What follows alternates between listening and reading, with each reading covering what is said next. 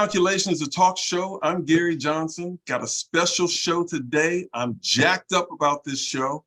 We have Donnese Monique, who's going to tell her story about having a heart attack. Donnese, welcome to Calculations. Thank you so much, Gary. It's great to be here. Thank you for allowing me to share my story. Oh, no, this is an important story. No, we're going to save some lives. So that's the goal. How would you describe yourself? So I am a 51-year-old married mother of 2 teenage young men. I come from a performance background. I dance, act, sing, model since the age of 4. That was my life. And then, of course, I transitioned into the corporate world once I had my kids, and I needed that steady income because you know how that entertainment world could be. So I've been in the corporate arena for about 20 years now. But yeah, I'm a jack of all trades, so to speak. And I really have a passion for, helping others. I'm always volunteering and helping at my son's schools or whenever they have any kind of a sporting event. So long and short of it, I'm a busy woman. I'm a busy woman. You clearly are a busy woman. Yeah. And so what follows for me is, why do you want to do this interview? Hands down, to bring awareness to what I went through and what I experienced in the hopes of preventing someone from going through the same thing I went through. It's how do you say it? So it's a small percentage of women experience what I experienced. It's called SCAD. That's the acronym for it. But yet it's the #1 cause for heart attacks for women between the ages of 42 and 52. Wow. Yeah. I never heard of SCAD until I got your email. And I must admit, when I got your note, I printed it, I read it again, and I read it again. And I'm like, I gotta reach out to this woman. And I've known you for a number of years. So forever. Yeah. So October 5th. Yes. 2022. Not even 30 days ago. Right. Take us through that day. When you woke up that day, what was it like? So October 5th, woo, I'll never forget it. It's going to go down in the history books now. I had an appointment and some things to do during my lunch hour. So I normally start work at 7 a.m., but this morning I started at 6 a.m., a little bit early because I knew my lunch appointment may run over, so I wanted to make sure I put in my time. I work my appropriate number of hours in my work day. So it was a very busy day for me. September was an extremely busy month for me, both at work and, personally. But October 5th, I knew I had the Mothers Club meeting at my son's high school. I am the vice president of the Mothers Club, which is very similar to a PTA, but we just call it the Mothers Club because the men, the fathers, they have their own organization as well. They are the men of St. John's. But I knew I had the Mothers Club meeting that evening. And so it was going to be a very long day for me. But now that I was in October, things were really starting to level out for me at work. So I wasn't as stressed, so I thought, as I had been in the month of September. So at the conclusion of the Mothers Club meeting, I was like, okay, I have this long drive home. Let me grab a Diet Coke and, get a little caffeine boost in me just to make sure I got home safely. Because, like I said, it was a long day. I was working on, headed into a 6, 12, 14-hour day. So yeah, it was a long day. It was a long day for me, just constantly going. And literally, Gary, I took maybe 2 or 3 sips of that soda and I was like, oh my gosh.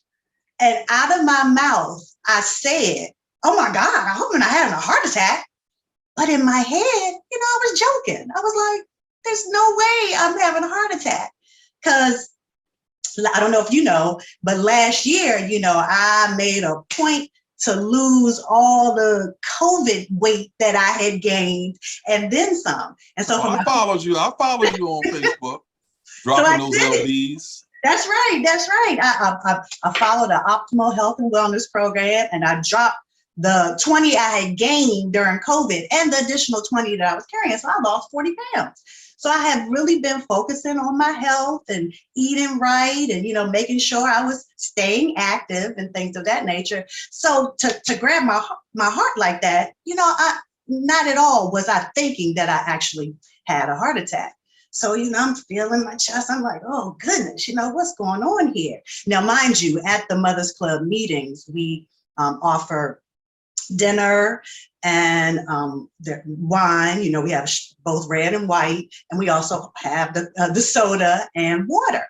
So I was eating that, and I was like, dang, is this acid reflux? Did the tomato sauce and the wine and the soda mix together, just make this acid reflux worse than it normally is?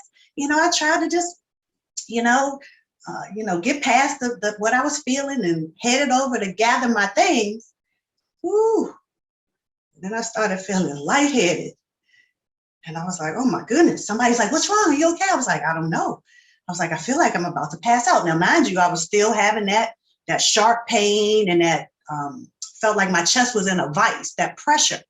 I was like, whoa, this is a bad case of acid reflux, so I sat down.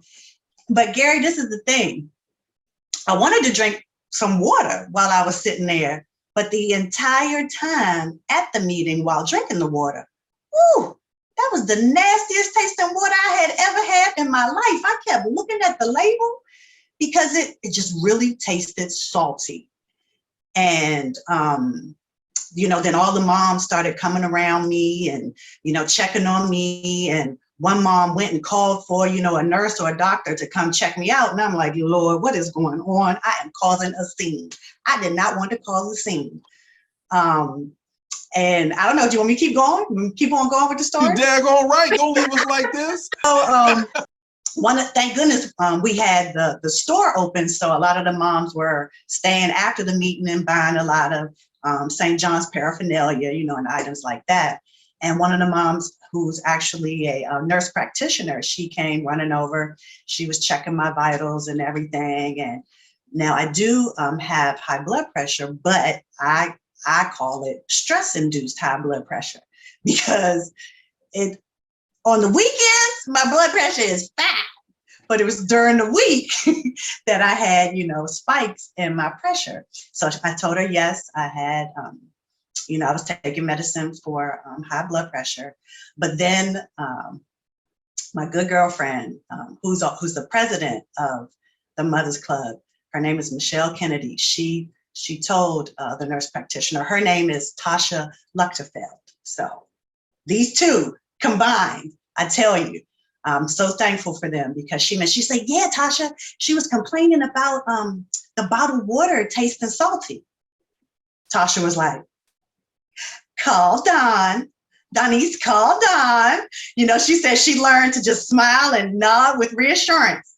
And I'm like, call Don? What am I calling Don for? She was like, you need to go to the ER. I'm like, what? Ain't nobody got time for no ER? I ain't going to the ER. She's like, call Don, Donnese, call Don. And by the way, Don is my husband, for those of you who don't know. So I picked up the phone and I called Don and I'm like, yeah, Tasha's saying this, saying that. I'm like, here, talk to her. Because honestly, I was kind of out of it, and not really sure of what to tell Don. I didn't know what was going on. I was going to say, I probably would have said to Don, ain't nothing wrong. I'm just having a little bit of gas. I don't know why they telling me to go to the ER. But two of the other moms, Sarah and Sharon, they actually drove me to the ER because I was not having them cart me off in an ambulance. I did not want that to happen. But you're an actor, but you didn't want to go out like that. Right. I was like, I'm not going to call an ambulance. Although now that I know, I probably should have called an ambulance because, I'm thinking it's gas. But when I get to the hospital and they triage me, there was an enzyme that was present in my blood called troponin. And whenever that enzyme appears in the blood, that's an indication of heart trauma. So I found out in the ER that I had a heart attack. Go figure. Exactly. Okay, so let's back this thing up, as they say in the hood sometimes. As I listened to your story, it seemed like there were a lot of signs along the way, but the tripwire, at least for that moment when you're in the meeting, but the tripwire was the taste of the water. That's right. That was the tripwire for the nurse practitioner to say, this is it, you are going. You gotta go. That's right. I mean, who thought? Who would have known that if you start tasting salty water, that means you're getting ready to experience? She said it's a precursor to some sort of heart event.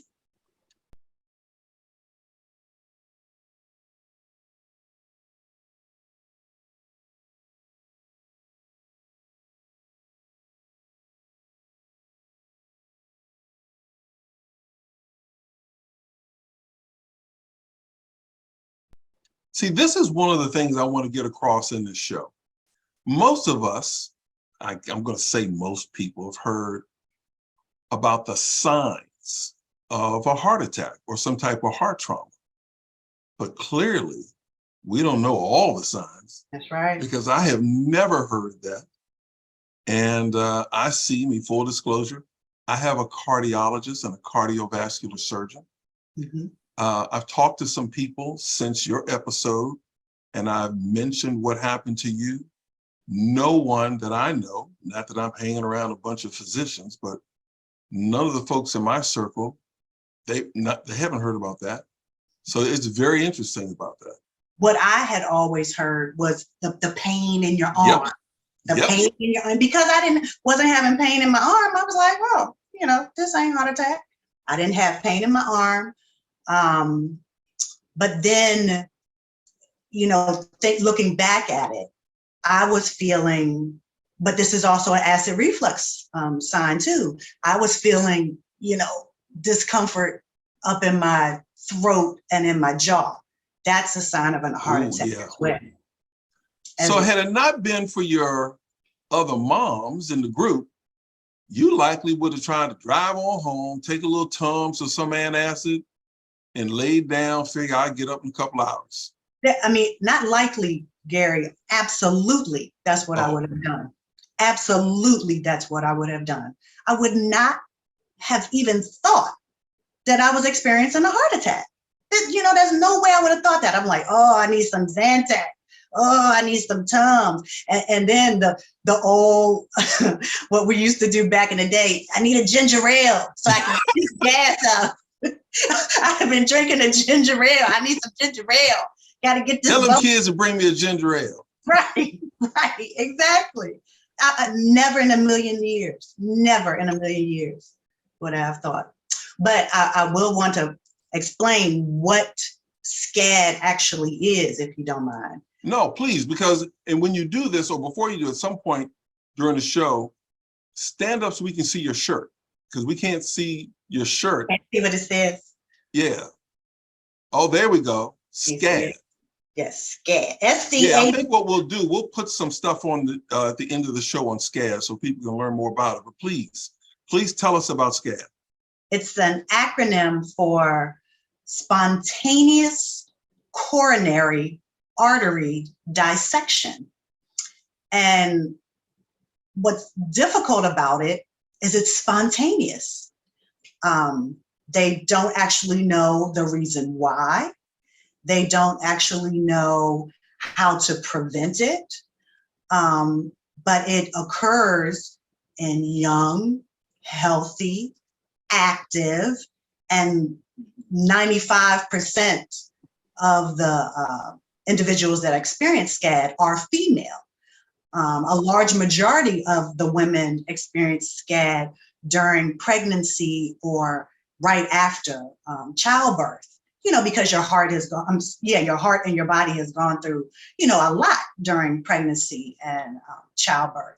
So what they're saying in my case is it was definitely hormonal, and they believe stress induced as well. Wow, So, stress. right. Stress. Ugh. Definitely stress. They call stress the silent killer. The Absolutely. silent killer. All right, so that was October 5th. Yes. Tell us about October 6th. What was that day like? I was in the hospital for 4 days, Gary. I went to the ER. They kept me there overnight, the 5th into the 6th. Then on October the 6th, they transferred me to the cardiac wing of another hospital because that hospital had the ability to do both, checking to see if anything was wrong with me and correcting it or helping to fix it if it was. The hospital where I went to the ER, they didn't have the ability to put a stent in or to do any kind of, open heart procedures if that was necessary. So they transferred me. And October 6th, I had an echocardiogram performed. I stayed overnight, and they were preparing me for a catheterization. It's called a cardiac angiogram. I believe that's when they put the contrast into your bloodstream to make sure, all your arteries and the blood is flowing through properly. So mind you, the echocardiogram came back great. My heart was strong. Nothing was wrong with my heart. So they said, okay, let's do the angiogram. Did I say that? The cardiac angiogram, catheterization. That's what was scheduled on the 7th. And prior to that procedure, I experienced another heart event. So they're believing that the tear started on the 5th, but then it kind of completely tore away from the interior of the artery on Friday. So thank goodness I was in the hospital, because had I been home and that had occurred, the nurses wouldn't have been there to react and respond and give me the nitroglycerin and to do all the things they needed to do for me. But the catheterization, showed that none of my arteries were clogged. I didn't have any plaque buildup. Right. My cholesterol levels were good, but they saw the one artery. It was like an anterior artery of my heart that got to a certain point and the blood didn't come through. So that's why when they were able to determine that it was SCAD. So, I thought it was going to get released on Friday. Okay, that's what it is, it's SCAD. They kept me another day, Gary, another day. And they did a CT of my head and my abdomen, because they were like, okay, so she had this, SCAD, a heart attack. Why? They're trying to figure out why. So then they wanted to see if I had an underlying condition of my arteries. It's called, I think, FMD, fibromuscular dysplasia, is what some women who experience SCAD have. And they can see that in various, other arteries in their body. But mine came back clear. I don't have that. So they were like, okay, Miss Tyler, I guess you just have to minimize your stress. Easier said than done. Exactly. and he told, and the doctor that was there that evening was telling me, it was probably my hormones, because I was perimenopausal. I'm in this stage in my life when I'm approaching menopause. And so my hormones are, all over the place. And I told the doctor, I said, September was very stressful for me at work. And on top of that, I actually wrote and self-published a short self-help book called I'm Not Crazy, I'm Hormonal. And look at God. God was like, boom, look what else your hormones can do to you. I was like, wow, really? I told the doctors, I was like, yeah, so now I know I have the second edition to my book ready now. All I got to do is put it to paper. Well, I'm all about shameless plugs on this show. So what is the name of that book again? Let us know. Say it again. It's called. Yes, that's what I'm talking about. Yes. You see it? I'm not crazy. I'm hormonal. All right, we'll make sure folks get the information where they can get that book. So maybe they won't be crazy. All right, we'll put it out here on the show. Interesting. One of the lessons here is we have to listen to our bodies and the signs. I've had a heart episode, and I remember when I was sitting in the doctor's office for what I thought was a routine physical or whatever appointment, and the doctor was running behind. So I was sitting in the waiting room for like 20, 30 minutes. And when I got called in, the nurse, they put the little oxygen thing on your finger or whatever, they check your vitals before the doctor comes in. And the nurse asked me, she said, did you run up the steps? Did you run here? I'm like, no, I've been sitting in the lobby for 40 minutes, Right. And she said, okay. And so she left the room, said the doctor will be in to see you. Next thing I know, the doctor comes in, and behind her is a cart with an EKG machine, and the doctor pushed me back on that little table and pulled the thing out so my legs would be extended, started opening my shirt, rolling up my pants legs, the other technicians, and started dotting me all over. And I'm like, what is going on? Shh. I said, what am I supposed to, shh, what? Be quiet for what? And it ended up, my heart was racing. And just to make a long story short, I ended up having a little heart episode. They didn't call it a heart attack, but they discovered that I had a heart blockage. And so I had a procedure on my leg and stuff like that. So folks, hey, we have to listen to the signs. Absolutely. Thank goodness you were already at the hospital. Thank goodness. Yes, I was. Yeah, I was at the doctor's office, but the hospital was next door. Yeah, that's the other thing that they talk about. Try to be calm. And then you hear the doctor say, tell them we might be coming over next door. Ooh. I'm supposed to be calm? Oh my gosh. The only thing next door is the hospital. Hospital, right. Yeah, so let me ask you this. How has this changed your life? Because I'm going to make some assumptions. All right, you're looking good. Physically, you may be back, but what about above the neck? Where are you right here? Yeah. Every time they said they were going to perform a test for me in the hospital, I had mixed feelings. Of course, I didn't want them to find anything, but I wanted to know, what was causing it. Right. And so now at this point, now that everything came back clear, they can't tell me what to do or what not to do. I'm like, well, how do I stop this from happening again? So mentally, I'm a wreck because I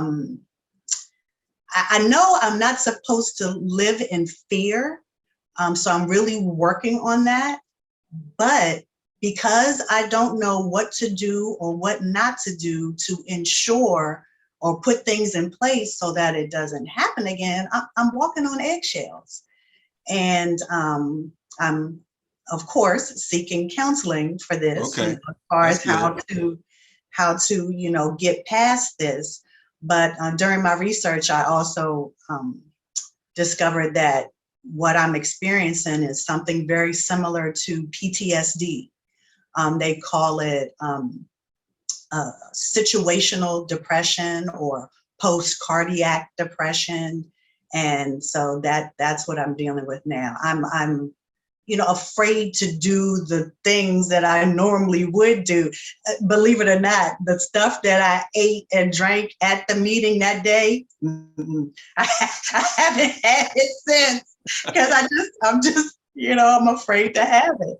I know soon I'm going to have to try to reintroduce those things, but I don't know. Maybe I just need to stay away from it altogether. Well, I think it'll take some time because for me, I was always into cycling. Yeah. And then when you're told that you have a heart blockage and they do go in and they do a procedure, I mean, I don't have a defibrillator or pacemaker or anything, but they did try to open up the flow and reroute some of my veins through a venogram. And then they said, but your heart is getting sufficient blood to all the places it should be. You should be able to resume your activity. But I'm thinking, man, and I never exhibited any of the signs, lightheadedness, dizziness, and all that. But I know what the data said, and I know what I just went through. And then I would think, should I be out on a bike trail? I know. Riding 12, 15 miles? Right. But I eventually got over it and started, you know, and so I think you'll be back, but you just got to do it within your time. Right. You know, they said that the tear repairs itself within 30 to 35 days. So, so I'm still within that window. I'm still within that window. So it may still be slightly torn, but I requested and I have my orientation for what's known as cardiac rehab tomorrow. And so that's November the 3rd. It's tomorrow. Yeah, that's tomorrow. Right. So, just, put that out there for the video because I know it's right. A while. All right. So you've had this, what I call in the training business, we use the acronym SEE, significant emotional event. You've had one of those. Yes. Based on your experiences, what do you think in terms of advice? I want to make you like the advice columnist now. What should people watching this interview who may know someone or may experience some of these things, what should they stop doing? For me, I know I need to stop assuming that, what I'm experiencing is gas or, what I'm experiencing is acid reflux. We think we can self-diagnose. We think we know what's going on, but I'm going to say, don't do that. Don't ignore it. Don't ignore signs. If something you feel in your body does not feel right, does not feel normal, definitely, either, go to the doctor or go to the ER. And, in my case, going to the ER was what I absolutely needed. And the outcome may have been completely different had I not. But, the sign of the salty water, pay attention to that. Every time I drink water now, I'm like, oh God, is it going to taste like salt? Oh my God. Hey, I was sipping. I was like, all right now, okay. Okay, it's okay. We good. Every time I sip my bottle, I'm like, oh God, is it going to be salty? Is it going to be salty? But now that I know that's a clear sign that something is about to happen, as far as my body is concerned, I'm going to pay attention to it.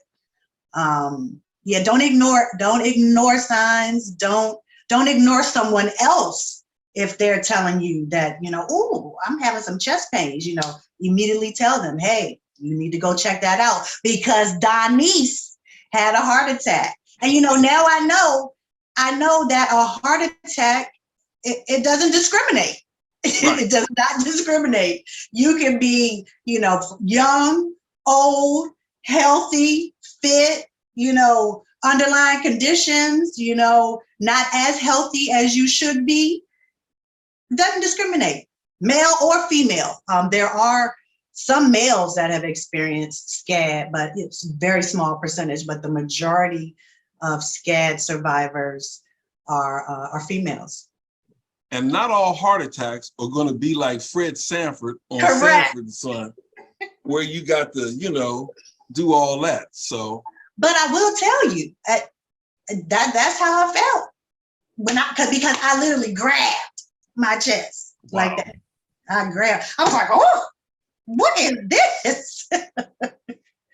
I sure did. Yes. All right, so signs. What should people start doing? And you may have answered this in your last question, but what should people start doing? I don't even know if there's something you should start doing. I would just say maybe read up on it, actually educate yourself on the various forms of heart attacks and what different situations you could encounter, which may inevitably be a heart attack. So, me bringing awareness to it, I'm hoping to educate, people about this. They say it's a rare and unknown type of heart attack, but it's becoming more and more prevalent and prominent now that people know that they need to go to the hospital or to a doctor about it. People, I may have experienced this before, and it just may have been minor. And because it heals itself, I wasn't even aware. So we only know of those that have been reported. And so people could pay attention and know, what's going on prior to it happening.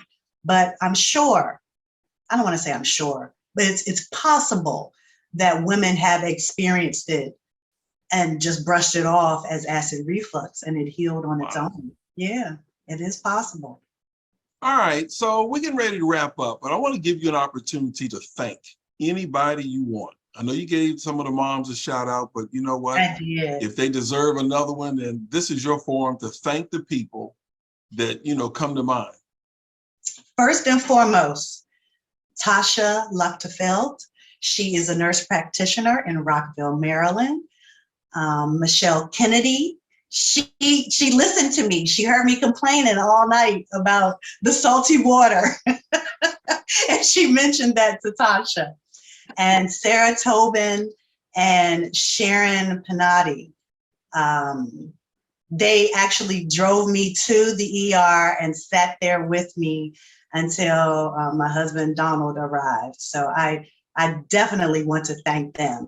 And like I said, if I was not in the company of attentive, nurturing, comforting mothers, the situation could have been totally different. I'm not saying there aren't attentive, nurturing, and comforting dads, but if I were home, I wouldn't have gone to the hospital.